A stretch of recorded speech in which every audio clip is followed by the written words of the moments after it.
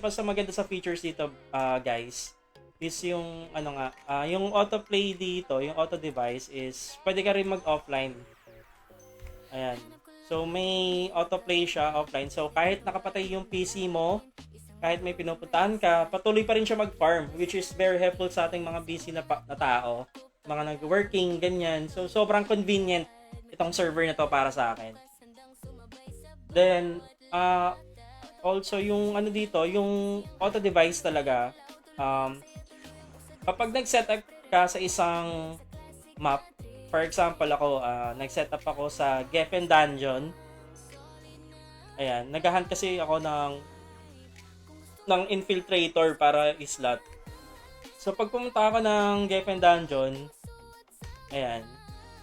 So kapag plinay ko yung auto device, makikita nyo na wala na akong sinet up. Plinay ko na lang siya. So, automatically, hanapin na niya yung nightmare, ganyan. Which is very convenient kasi kapag na-deads ka or what, sa ibang server kasi,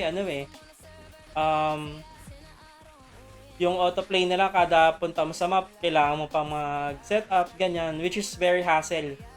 Lalo na kapag nagmamadali ka mag-setup or may mga farmers ka, ganyan. So, ganito yung setup dito, guys. Sobrang dali lang. Kahit kunyari, alis ulit ako dito. So, ganyan, guys. Go zero ako.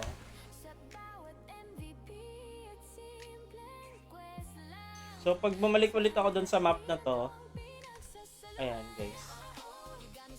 Makikita nyo na same pa rin, yan pa rin yung setup na iniwan ko, yun pa rin siya.